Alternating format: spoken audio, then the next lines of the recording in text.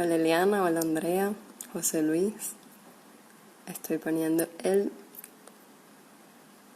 título para que los que vayan entrando sepan bien de qué vamos a hablar.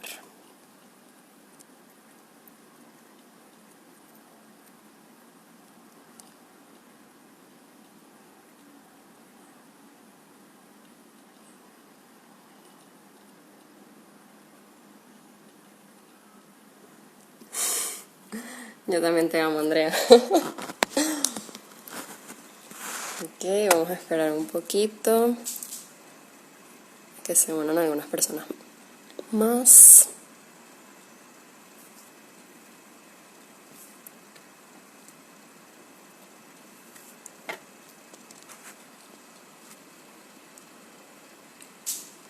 Bueno, bienvenidos a todos los que se están uniendo a este live.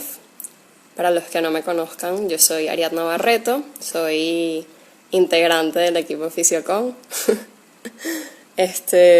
Y bueno, hoy voy a tener el gusto de ser la moderadora de este LiveCon, que básicamente... No entiendo, José Luis, ya te voy a aceptar, tranquilo.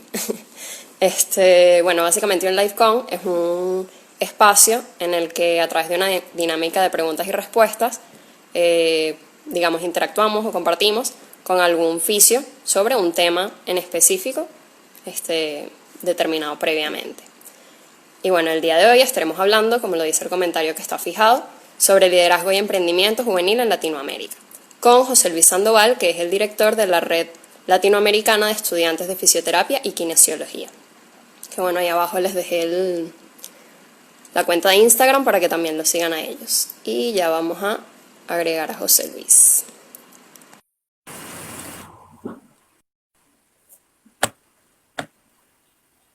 Se está conectando.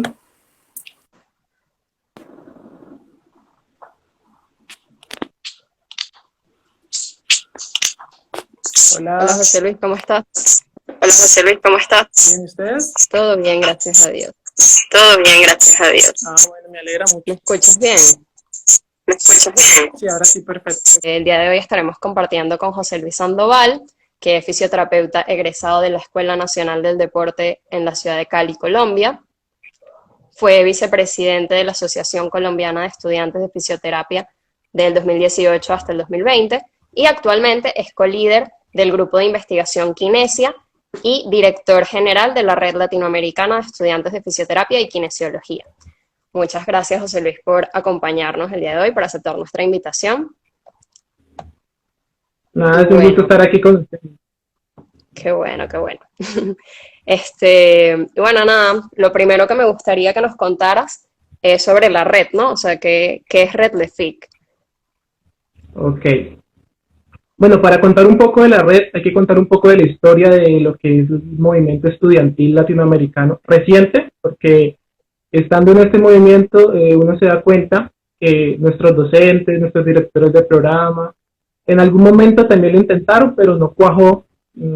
Pero digamos que en la historia reciente sí cuajó, así se consolidó. Entonces la red nace como una manifestación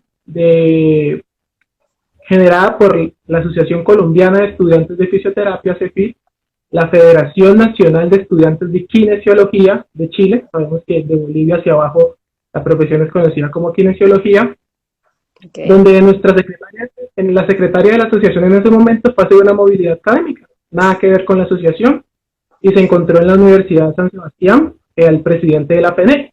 Entonces, como que bueno, iniciaron conversaciones, como ve, qué interesante crear una organización.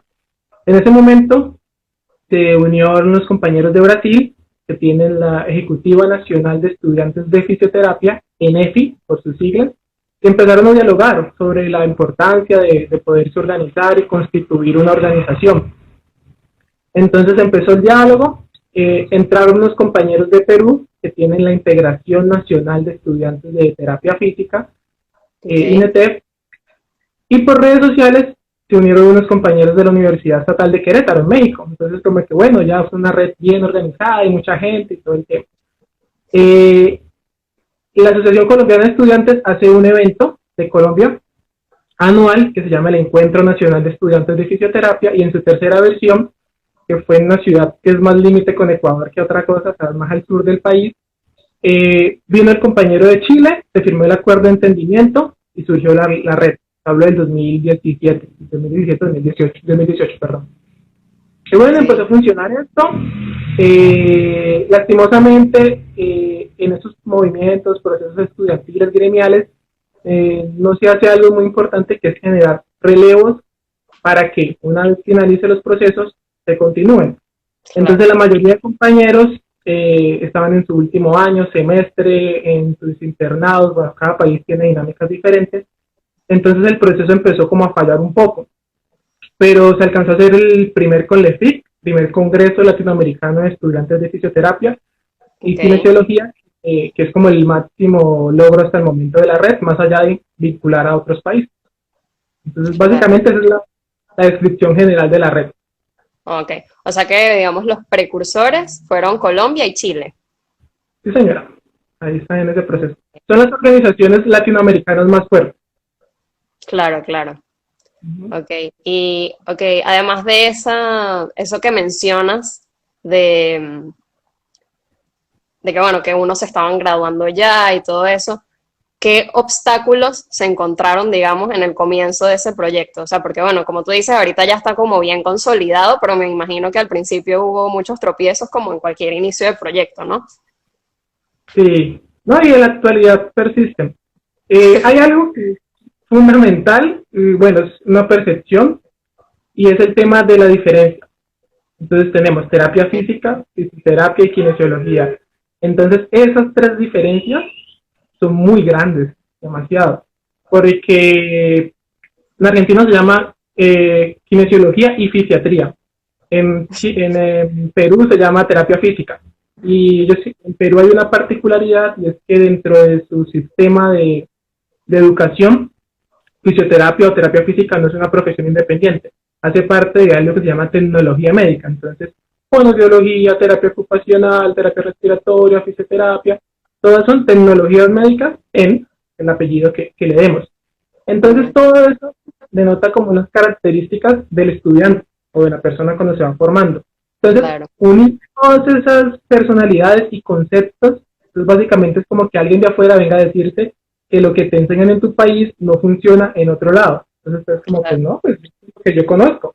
Entonces, ese tema cultural es complejo. El idioma, portugués, con los compañeros de Brasil, claro. es complejo. Y lo más grande, la diferencia.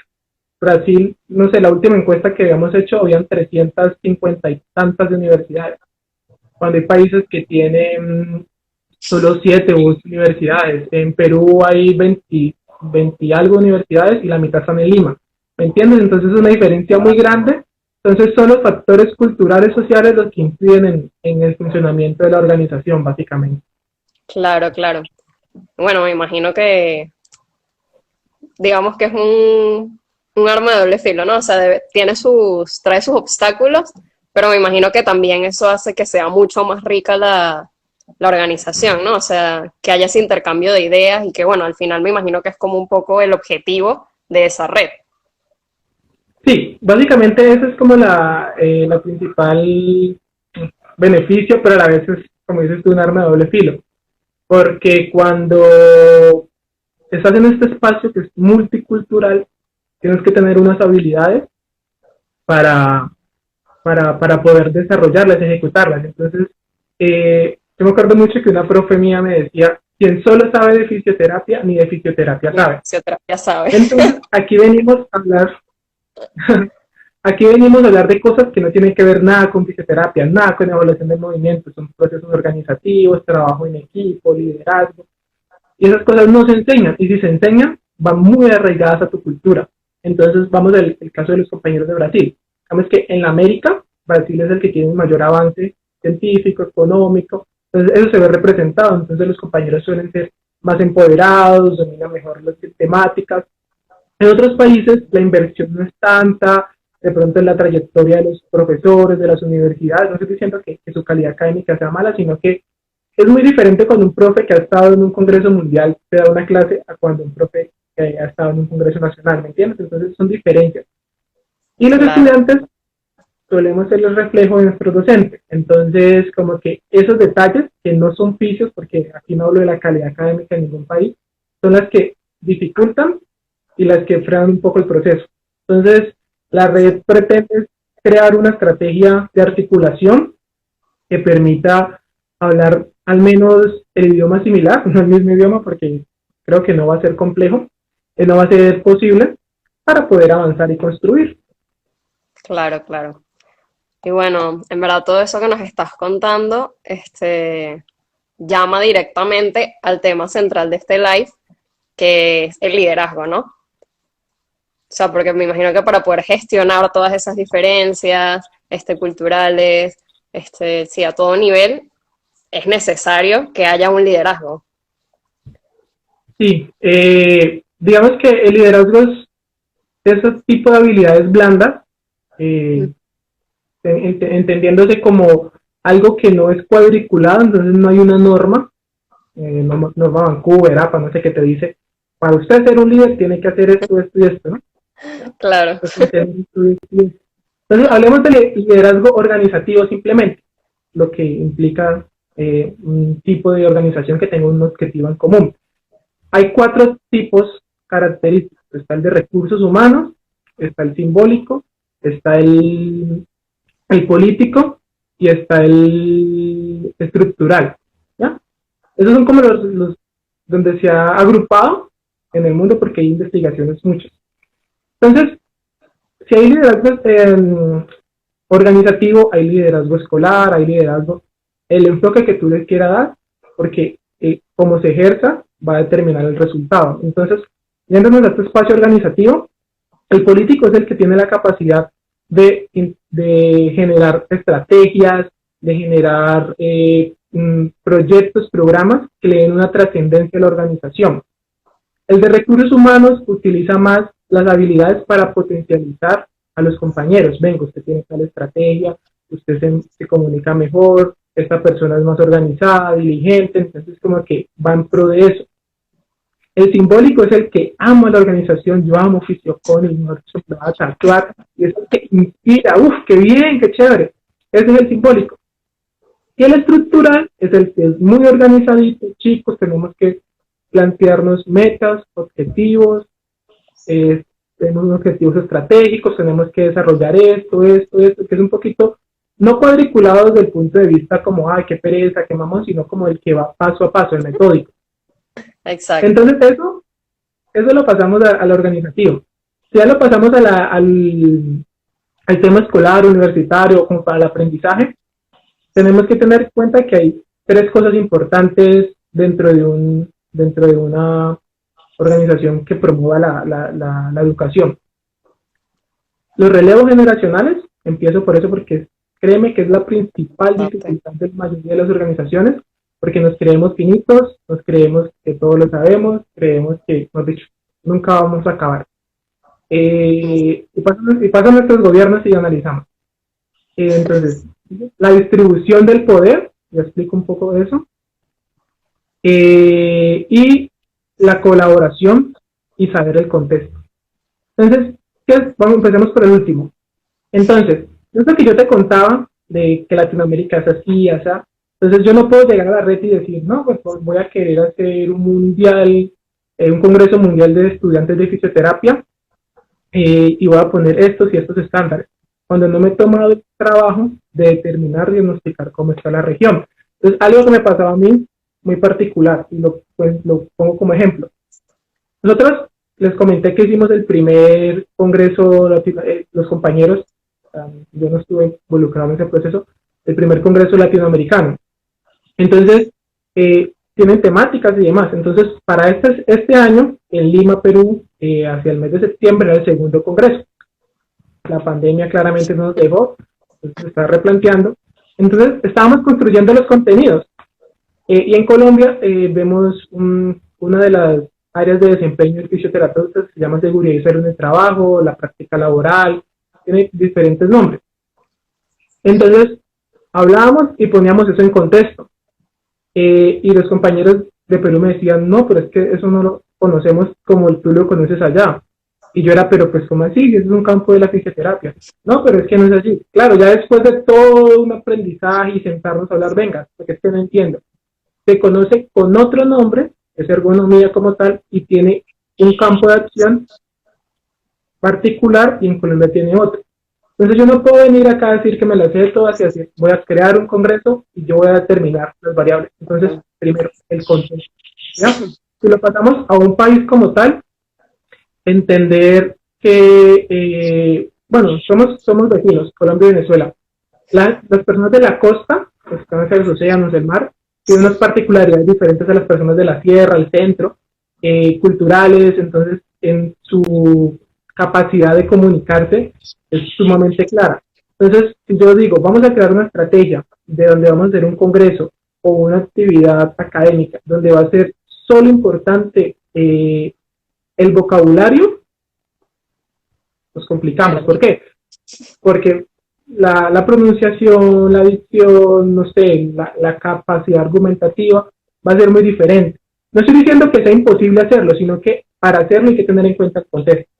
Entonces, si le pasamos a una universidad, claro, es como, yo quiero crear un proyecto para que mis compañeros estén mejor, cualquier cosa. Pero justo en mi universidad es pública y hay una crisis de la educación pública, entonces yo sé que los recursos van a estar complejos. Entonces yo formulo un proyecto que cueste, no sé, $100, que yo sé que es asequible y sé a qué dependencia pedirlo. Yo me formulo un proyecto de $1000 y se lo dejo al rector ahí, en una servilleta. Eso es parte del contexto. Entonces, entender el contexto nos va a ayudar a determinar y tener un impacto en ese tipo de procesos. El segundo, la distribución del poder. Importantísimo. Ya. No hay que ignorarnos, porque genera dos cosas, dependencia y malos resultados. En América Latina tenemos una dependencia absoluta de nuestros gobernantes. Estamos acostumbrados que nosotros tenemos que rogarles a ellos. En Colombia tenemos una particularidad, no hay mascarillas, tapabocas, y las N95, que son las que usan los profesionales de la salud, las usan los congresistas, y uno es como, y todo el mundo es como, ¿cómo así? Y las pagamos, obviamente, de los impuestos. Y en el país como tal, los profesionales no tienen, entonces había una imagen que decía como, ellos deberían estar dándonos las mascarillas a nosotros, porque viven a costa de nosotros, y bueno, todas las prestaciones, es como una dinámica que tenemos, pero bueno, salgamos un poco a la política. Vamos a una universidad. Pasa mucho, porque en la relación con los compañeros, que es que no podemos entrar a un proyecto porque el rector no nos ha autorizado. Yo, pero venga, ¿cómo así? ¿Qué tiene que ver el rector en esto? Sí, es que pues, tenemos que pedirle permiso. Y yo, pero ¿por qué? O sea, dime porque pues de pronto yo soy yo la persona que no entiende. No, es que cualquier cosa que yo el nombre, pues para empezar, con todo el respeto del mundo, si usted estudia en una universidad privada, usted está pagando. Entonces, técnicamente serían unos derechos. ¿No? Tampoco va a decir es que mi plata no vale, no. Pero al usted hacer una transacción tiene unos derechos, unos deberes también. Si su universidad es estatal, con mayor razón, porque es dinero de los impuestos suyos, de sus padres, de sus familiares, de todos sus paisanos, vecinos, que intervienen. Entonces, entrar en esa dependencia es que si él no me autoriza, no. Hago un paréntesis, no es que usted vaya a decir, no, es que yo voy a irme a montar un negocio de cualquier cosa y voy a poner el logo de mi universidad. Es diferente. Pero es entender qué es asesorar y qué es depender. ¿Ya? Claro. Entonces, pero eso es un problema de parte y parte. El de arriba lo utiliza para que el de abajo no se desarrolle y el de abajo no está desarrollado y no entiende que el desarrollo va a depender de eso. Yo siempre digo, a uno la universidad le da las habilidades clínicas, las de intervención, las que nos hacen físico, pero el desarrollo profesional se le da la experiencia, compartir con otros profesionales, capacitarse constantemente, los objetivos que también se contienen. Eso es una interacción constante. Eso que dices de que uno muchas veces está esperando que le den algo, aplica eso, incluso hasta el nivel de estudiar, que uno muchas veces está esperando que, no sé, que el profesor me dé la información cuando soy yo la que tiene que estudiar, soy yo la interesada en aprender. Entonces, el docente debería ser como un guía, mientras que uno es, o sea, alguien a quien acudir cuando tengo una duda. Alguien que me enseñe a estudiar, pero si yo no le pongo interés, no estoy haciendo nada. Exacto, esa es la dinámica. Entonces, el poder, la responsabilidad, como para dejarlo en ámbitos más o menos, se tiene que distribuir. En una universidad, el rector no es el que determina todo, sino que tiene que contar con la participación del docente o administrativos que estén por debajo de él y estudiantes. Pero es una interacción continua, o sea, entonces hay flechitas entre cada una y son direccionales. El estudiante no es el último de la cadena, es el que está recibiendo conocimiento, pero debe ser retroalimentar, recibir la información debe ser retroalimentado para que los docentes hagan un proceso de mejora y sea un intercambio. Y que ese proceso de mejora llegue hasta el rector. Ningún administrativo es 100% perfecto y va a hacer las cosas a la totalidad bien. Entonces, esa dinámica yo la explico en la universidad, pero aplica en la vida y en las organizaciones. Entonces, si se tiene una organización y, ejemplo, ustedes, y quieren hacer una actividad, pero todas las actividades ustedes las piensan, las cranean, y hay justo hay una necesidad que digan, no, fisioterapia en piso pélvico, pero a ninguno de ustedes les interesa, y ustedes estén dele con sus actividades, fisioterapia en béisbol, en baloncesto, muchas cositas, y hayan varias personas que interesen, como que ve, pero pues chévere, pero pues yo no me animo a decirlo. Entonces es como un tema de parte y parte, entonces explorar el público que quieren, que les gustaría, y así funciona como en todos los ámbitos de la vida, igual como en las relaciones de pareja. Entonces, y hay uno que domina todo el tiempo y el otro no se comunica. Entonces eso es muy importante. Y la última de esa trilogía es el tema de los relevos generacionales. Toda organización tiene unos procesos de continuidad, ¿ya? Vayámonos a lo gremial, a lo que es estrictamente independiente, negocio, de carácter que sea. Entonces, ejemplo, tú eres la CEO y vas a liderar el proceso porque es tu estrategia, tu proyecto. Pero de ahí para abajo tienes que generar unos relevos, no directamente tu cargo, o sea, eso no es el punto. Es los cargos que sean necesarios para asegurar el funcionamiento de la organización. Entonces, el que maneja la parte contable tiene que encargar algún día en una calamidad, le surge un proyecto mejor, pasa cualquier cosa, y esa persona se va y queda. ¿Ya? ¿Qué pasa en las entidades que perciben recursos? Pues tienen la capacidad de contratar a alguien más. Pero cada que usted lo contrata le hace una semana de inducción, un proceso de inducción. Yo me acuerdo mucho de una frase que me decía un profe, digamos, una dificultad con unas señoras enfermeras de una clínica, cuando llevamos una práctica, él decía, yo estoy aquí hace 20 años, cuando esto empezó y era, o sea, de 10 habitaciones, de un piso. Cuando las organizaciones crecen, se pierde el sentido humano y el amor, porque llega al típico negocio que está el aseador, la señora de servicios generales, que está desde toda la vida y la señora usted lo ve que, no sé, la del carnet, me acuerdo mucho que me pasaba mucho con el carnet mal puesto, a mí me gustaba que no le pusiéramos acá abajo, sino acá en la parte derecha donde está el escudo de la universidad. Vea, joven, póngase el carnet allá, porque un paciente allá abajo no le alcanza a ver. Esta gente tiene la potestad de decirte eso y uno es como, venga señora, respeto, pero sácale la rabia y analiza. Y es eso, entonces, tú aseguras que tu marca, tu organización, tu proyecto tenga una repercusión con los valores iniciales. Claramente no puedes asegurar eso, generando personas que amen el proceso, que lo conozcan, porque si tú no lo conoces, tú llegas y haces cualquier cosa. Entonces la típica, empezaste y dijiste, con tal organización no puedo hacer negocios porque simplemente no compartimos.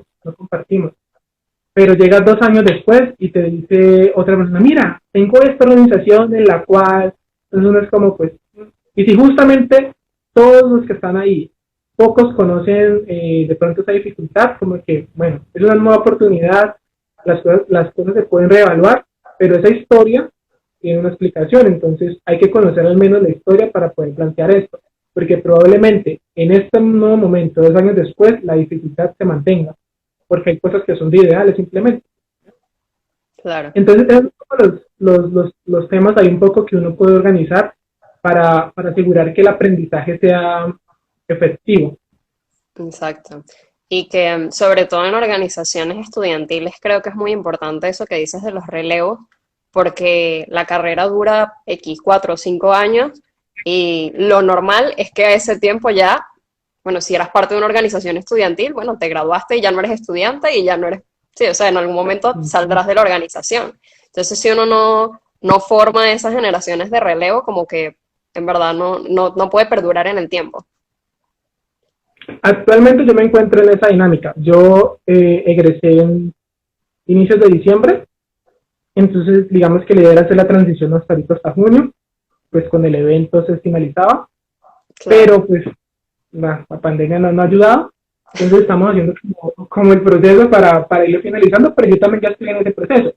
Pero digamos que una de las dificultades y barreras que tuvo la organización fue eso, no se creó un programa claro en el cual se dijera, venga, usted va a quedar, nosotros vamos a ir, asegúrese de que esa persona adquiera las habilidades, el conocimiento de la organización, que es lo mínimo que te digo, o sea, el conocimiento te va a ayudar demasiado claro. para asegurar eso, porque con que tú hagas lo básico ya estás haciendo demasiado.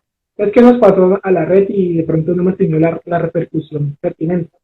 Los compañeros que iniciaron lo hicieron muy bien, redactaron unas cosas geniales, hicieron un evento genial, pero estaban todos en un proceso donde ya había que salir. Entonces la mayoría, cuando llegó a su punto, estaban en lo que yo estoy ahora, recién graduados, pensando en otras cosas, proyectos, y ya, entonces como que, no chicos, lo hicimos, necesitamos que ustedes lo adquieran.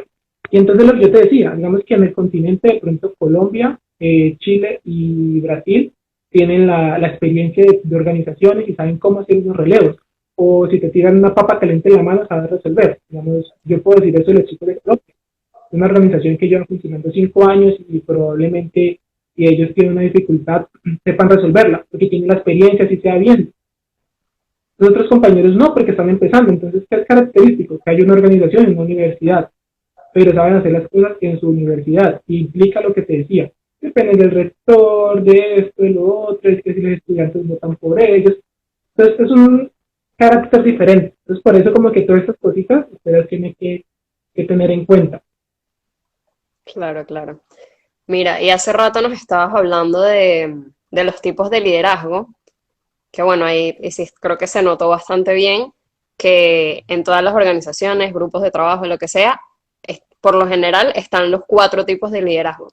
Pero hay alguno que tú consideres que sea el más importante de todos. Uf, bueno. En fisioterapia específicamente se están haciendo muchas investigaciones. Eh, Yo actualmente lidero una de estudiantes y jóvenes fisioterapeutas para determinar ese perfil de liderazgo en, en la región. Pero digamos que de los 4 hay una referencia en fisioterapia que funciona el político y el simbólico lo tienen por allá súper olvidado. Entonces evaluaron a 378 gerentes de centros de fisioterapia, de clínicas, de servicios como tal, y les hicieron un formulario que evalúa esas características, y en los líderes de esos procesos está esa característica. Y los otros fisioterapeutas, los de a pie, los que trabajan en atención como tal, no liderando procesos, muy pocos se autorreconocen como líderes, ¿no?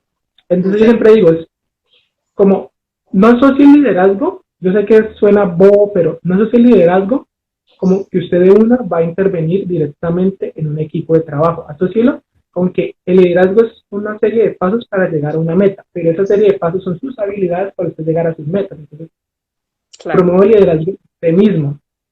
Entonces, de la totalidad de los fisioterapeutas que fueron evaluados, que fueron como 200 y piola, solo el 20 y algo por ciento se autorreconoció como líder y dijo que había un número de habilidades que ellos consideraban importantes, ¿no? Y digamos que hay que hacer esa diferencia clara porque funciona mucho. Hay liderazgos fundamental en las personas que tienen un cargo que lo ejercen, pero las personas como manera de autorregulación no se consideran líderes, ¿no? Y hay Ok. una pequeña porcentaje que hay que tener en cuenta. En fisioterapia son más mujeres que hombres, porque la tradición, surgimos de enfermería, bueno, Eso es paradigma. Entonces, lo más paradójico de todo es que una relación de 7 mujeres por 3 hombres, teniendo en cuenta que fueran 10 personas, esos 3 hombres, 2,1 se consideraban líderes y las mujeres solo 1,1 se consideraban líderes. No, Y era bueno. como, ¿entiendes? Entonces es un proceso cultural, un proceso de muchas cosas, y tú vas a ver, y eso influye directamente en las profesiones, la percepción que tienen nosotros en lo que proyectamos y en cómo desarrollamos. De que tengamos una diferencia grave con los quiroprácticos, con cualquiera que venga y haga masajes, con muchas cosas, porque no ejercemos esas habilidades y ahí la importancia. Entonces yo siempre le digo, usted puede graduarse y montar la mejor clínica porque su papá le dio el dinero, porque se ganó la herencia, porque tiene su garmón, no sé, cualquier cosa. Pero si usted allí aplica la mejor fisioterapia del mundo y a la vuelta de la esquina a usted lo siguen comparando o equivaliendo con el señor que iba con malos huesos, amigo, no estamos haciendo nada. Yo no le pido que usted vaya y le quite el trabajo al señor, no sé qué haga, pero es ese tema de todos juntos, cómo llegamos a ese objetivo. Entonces básicamente es como una serie de cosas ahí que se determinan para poder llegar a esos objetivos o no sé, o ejercer esas habilidades y desarrollarnos y proyectarnos mejor, que creo que es el principal problema que tenemos ahora mismo. Ah, ok. Mira, por aquí nos preguntan que qué defines tú como liderazgo y cómo lo diferencias del autoritarismo en el ámbito profesional. Bueno, liderazgo es una serie de pasos para llegar a un objetivo o una meta. Entonces tú determinas qué son tus pasos y qué son esas metas.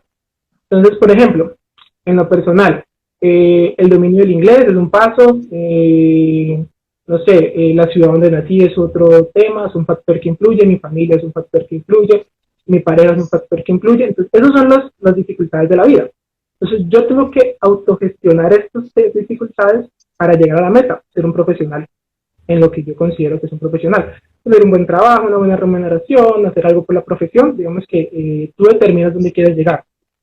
Claro. Entonces, eso es muy diferente al autoritarismo. Entonces, hacemos esto a una organización. Ya estos temas que yo te decía, mi familia, mi relación, mi ciudad, pasan a ser la competencia, el ingreso económico, cómo optimiza a mis trabajadores. Entonces, la diferencia es que yo estas cosas, como una persona autoritaria, simplemente los mando. Como un líder, organizo estas cosas. Promuevo para que se organicen. ¿Cómo? Si usted es una persona política, genera espacios para que la discusión, ayude, venga, no está cómodo aquí, no está rindiendo. ¿Qué le parece si creamos un departamento, movilizamos? El estructural dice, venga, usted no está funcionando porque tiene otro trabajo, tiene una esposa, le nació su hijo. ¿Qué le parece si organizamos los espacios? El de recursos humanos, venga, sentémonos, hablémonos, tomémonos un café. Usted ¿qué le pasa? Dígame, ¿qué pasa? ¿Por qué no está rindiendo? ¿Ya? Eso aplica para todo. El simbólico es como, mira, acordate que esto es una organización que ama lo que hace, entonces esforzate más. ¿Ya? Al autoritarismo, que es como, vea, funcione, mijo. No puede, hay más gente ahí para reemplazarlo. ¿Ya? Okay. Eso no quiere decir que uno tiene que ser blando todo el tiempo, sino que hay un psicólogo deportivo que es muy bueno, Emanuel Irviti se llama, que dice que cuando alguien de tu equipo de trabajo por tu carácter te va, es tu culpa, no es la culpa de él. Porque tú como líder tienes que tener la capacidad de gestionar eso. Que estén conformes porque tú haces algo mal, listo, solucionalo en ti. Va a llegar un límite que obviamente no va a ser, pero tú tienes como líder ir hasta el fondo, hasta el fondo, hasta el fondo, hasta el fondo. Entonces, que cada que alguien que vaya del proceso es tu responsabilidad. Hay que determinar cuál es el límite, ¿no? Porque pues creo que eso es. Y el control de las emociones. Entonces, yo predico y estoy intentando aplicar, ¿no? No estoy diciendo que sea mejor en eso. Yo soy de carácter muy fuerte, tengo muchas discusiones. Pero cada que pasa eso es como que sentarte, replantear, ¿estoy ejerciendo bien las dinámicas? Por un lado. Y por otro lado, lo que la compañera preguntaba del liderazgo profesional, yo puedo determinar que el liderazgo profesional son 3 cositas. Bueno, cosas que son muy importantes y se está dando muy duro y mucha lata ahorita mismo en el mundo y especialmente en Latinoamérica. tenemos que tener,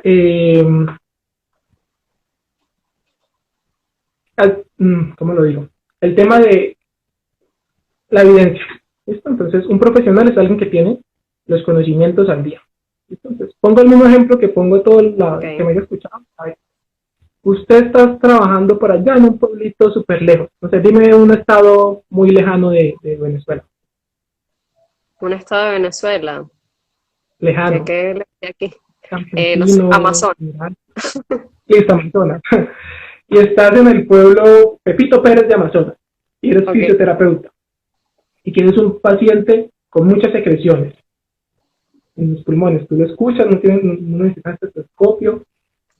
Y resulta que lo último en guarachas, en machera, en todo, dice que para tú movilizar secreciones tienes que utilizar una vibración, que es un aparatito que te pones y tal.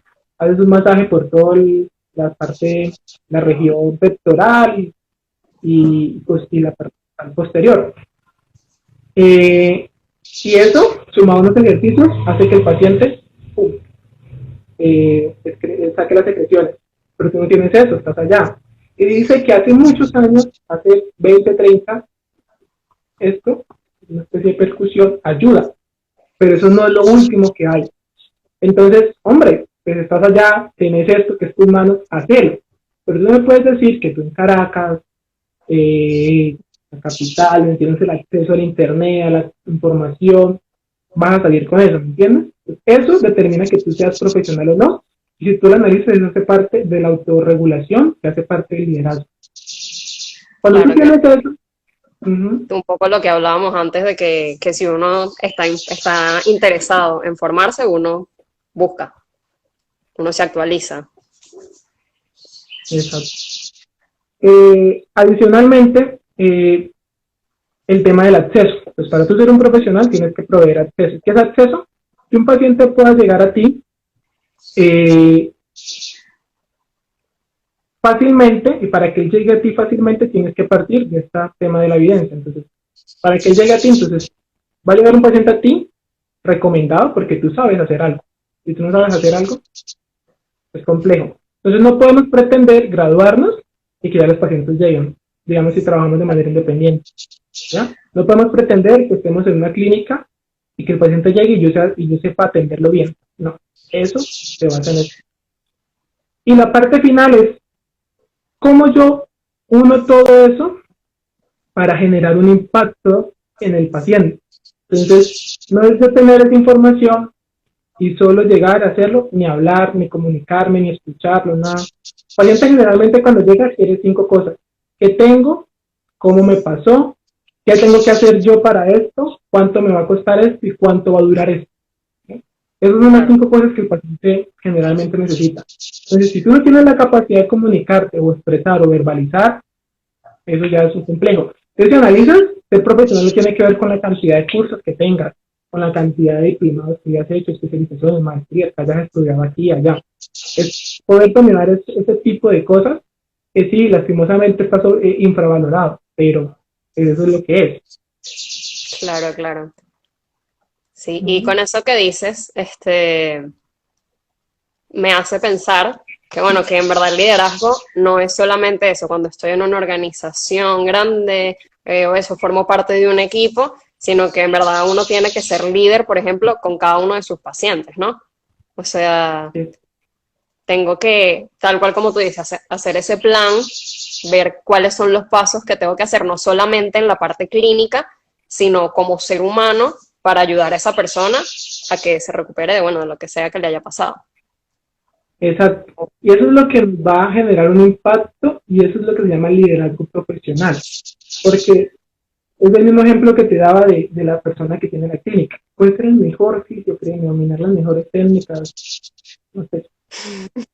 Pero si se queda ahí, o la típica que pues a veces yo lo digo y genera como incomodidades a los compañeros que nos gusta la parte deportiva. Usted puede atender a Messi, a Cristiano Ronaldo, al mejor deportista del mundo. Pero vamos a la realidad, eso no es la fisioterapia que genera impacto, porque es que los deportistas son un grupo poblacional que están, mejor dicho, en otro lado, ¿me entiendes?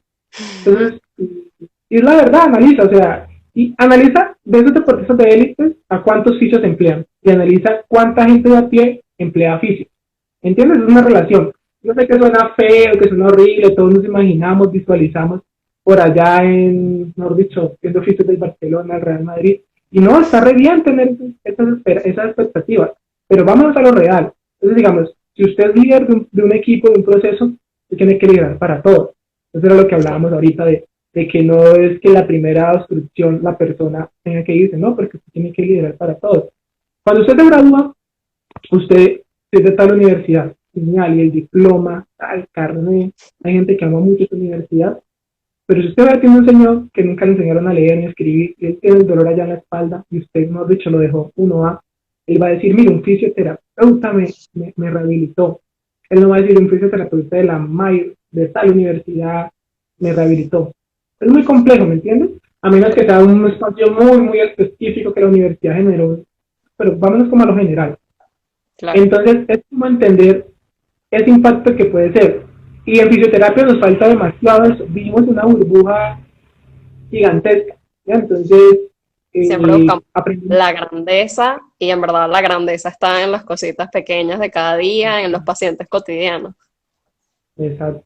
Porque analice los deportistas de dónde vienen generalmente, de estratos socioeconómicos bajos. Entonces, no sé, una idea boba, si usted interviene a nivel social, probablemente va a generar espacios donde más deportistas puedan hacer cosas mejores y ellos digan, no, es que yo tuve un fisioterapeuta desde pequeño y no solo me tenía en la parte deportiva, me estimuló el desarrollo psicomotriz, mi papá tenía una fractura, lo ayudó, él pudo trabajar, entonces pudo comprar los zapatos y pude ir a entrenar, ¿me entiendes? Es como la cantidad de cosas que uno puede hacer, pero nos cerramos. Entonces viene el tema de la educación, de los Exacto. cursos que recibimos. Es como que nos cerramos a un campo tan pequeño que es como, venga, nos subespecializamos, pero desde el pensamiento, entonces es como muy complejo, es tener un equilibrio entre todo, porque lo que tú quieres es muy importante, pero analiza la profesión que necesitas. Entonces, para mí es muy frustrante el caso de Colombia a veces, que en esta época del COVID, los terapeutas respiratorios tengan más trascendencia en unos aspectos que nosotros. ¿Por qué? Porque nos dedicamos a muchas otras cosas que a lo que es básico, ¿me entiendes? Como venga a hacer las cosas bien. Entonces, es para ti, que la persona quiere ser fisio deportivo y dice, no, respiratorio, déjelo por allá. ¿A quién se le va a ocurrir que necesitamos una pandemia? ¿A quién? A nadie en la vida. ¿Entiendes? Claro. Entonces, por ahí un fisio decía, estamos volviendo a lo básico, ¿ya? Y no porque queramos, porque nos toca. Porque si no es Las deportista, circunstancias nos llevan a eso. si este tema dura hasta diciembre del 2020, ¿qué hacemos ahí? ¿Qué Sí, necesita? Únicos, no deportivos. Entonces, es tener un balance, es pensar las cosas, repito, no decir que una cosa es mala, la otra es buena, sino es entender cuál es el campo completo de la profesión. exacto. Sí, que todas las áreas son importantes y hay que atenderlas todas. Y creo que todos, como una muestra de respeto o de gratitud a la profesión, deberíamos ejercer en algún momento algún espacio de eso. Yo no digo que dedicarse, porque, pues, no, pero es importante, es entender cómo funciona, la Claro. trascendencia que pueden ser. Y ese impacto social es el que, mejor dicho, que nos posiciona, chicos. Es en serio, ahí está el punto.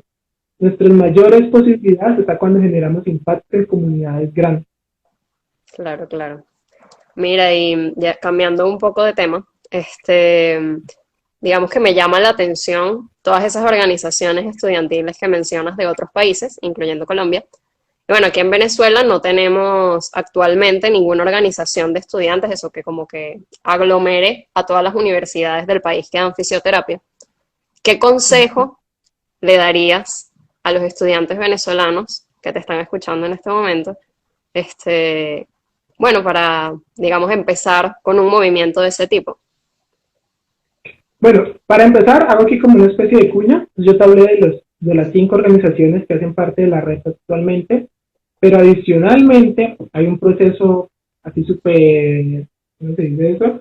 Imperialista de difusión que estamos trabajando en muchos países, dejando la semillita. Entonces, actualmente trabajamos con compañeros de Bolivia, compañeros de Paraguay, compañeros de Costa Rica, de Guatemala, de Puerto Rico y de México, para que ellos, República Dominicana ingresó últimamente, generen este tipo de organizaciones. Okay. ¿Qué les hago una lista de cuántas universidades son? ¿Sabemos quiénes somos? ¿A dónde vamos? Segundo, entre todos determinar qué quieren, porque las organizaciones tienen unos criterios que van a estar muy determinados por tu país, por tu cultura y por tu funcionamiento político, administrativo. Entonces, ¿qué pasa? Entonces, los compañeros de Brasil son un poco más un movimiento en pro de la calidad educativa, pero desde instancias gubernamentales, desde la movilización, ¿ya? ACEPIS en Colombia intenta más el tema de enseñar la conciencia gremial, de organizar, de desarrollar a las personas para que salgan al mundo y ellos sean mejores, ¿ya? Los compañeros de Chile son un poco más del tema de crear espacios dentro de cada universidad para que estas personas sean los futuros líderes, también son un movimiento un poco más social desde otros tipos de vista. Entonces, cada país tiene una diferencia muy clara, ¿no? Eso es clarísimo.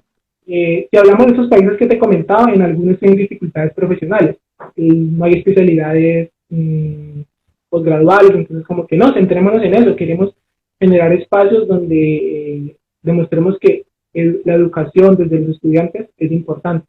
Entonces, cada país tiene una problemática específica, que hace parte de lo que te decía la multiculturalidad. Entonces, una vez detectado eso, de ahí podemos arrancar.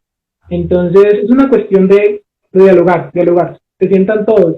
Nosotros iniciamos un tiempo con Vicente, que creo que está aquí, que fue el que me hizo la invitación. Un abrazo para él. Cuando recién ingresé a la red, pues lo primero que dije es como, bueno, pues lleguemos a los países y vemos qué pasa, lo que te decía de conocer el contexto. Claro. Entonces, él muy amablemente me puso en contacto con algunos compañeros, logramos hacer una lista inicial de las universidades, y como que, bueno, esta es la intención. Había muchas dificultades, era el tiempo me dijo, mira, este proyecto, que agrupa varias de las cosas que hemos hablado y todo el tema, y yo me parece genial. Entonces yo me sentí satisfecho porque ya por lo menos ustedes son una primera estructura. Yo hice otros diálogos, de hecho así, creo que nunca le dije a Vicente, con otros fisioterapeutas reconocidos de Venezuela, y 3 me recomendaron ustedes, me dijeron, no, mira, si tú quieres tener algún tipo de participación estudiantil, comunícate con estas chicas que están trabajando. Entonces, bueno, como que por ahí me sentí satisfecho. Qué maravilla, qué buena referencia. Exacto. Entonces, digamos que por ahí es el camino. Hay que integrar y escuchar todas las versiones, porque hasta la última universidad hace parte del proceso y Claro. si esa universidad no está bien arropada, da un impacto malo, exacto, da un impacto poco relevante y es donde tenemos dificultades profesionales. Entonces, otro ejemplo que yo siempre pongo a los que me escuchan. Mi universidad es la universidad del Ministerio del Deporte, se llama Coldeportes, Escuela Nacional del Deporte. Evidentemente, los contenidos deportivos para mí son suficientes. De 10 semestres, 8 materias en eso. Entonces, llegamos a otros espacios, en los encuentros nacionales que te decía, nos poníamos a hablar y me decían tal cosa y en deporte. Y yo decía, pero pues no sé, eso es algo tan básico, tan elemental. Hacemos el análisis, ¿en cuántas asignaturas tú ves de deporte? Una antes de la práctica. ¿Y cuánto dura tu práctica? 3 semanas. Y yo, ¿cómo así? Mi práctica es un semestre entero y vi adicionalmente 7 materias. Y en la práctica podía haber otras y las selectivas y bueno, y todo ese tipo de cosas. Claro. Entonces yo le doy un ejemplo. Van y le contratan de fisioterapeuta a un equipo. Él hace lo que, pues bueno, si no quiere una educación posgradual, bueno, todo el tema que influye ahí. Y el chico pues no tiene las suficientes habilidades, no porque sea malo, es porque de pronto nunca ha tenido la posibilidad de esto, de que se abra la mente y entienda cómo funciona, y él cree que esa es la normalidad. Y llega el preparador físico que, mejor dicho, es curioso, lee, mejor dicho, deja eso uno va. Teniendo en cuenta que el preparador físico y el fisioterapeuta tienen espacios diferenciales. Claro, claro. Pero para un dirigente es lo mismo, ¿no? Este mundo lo tiene aquí bien, tengámoslo. Y listo.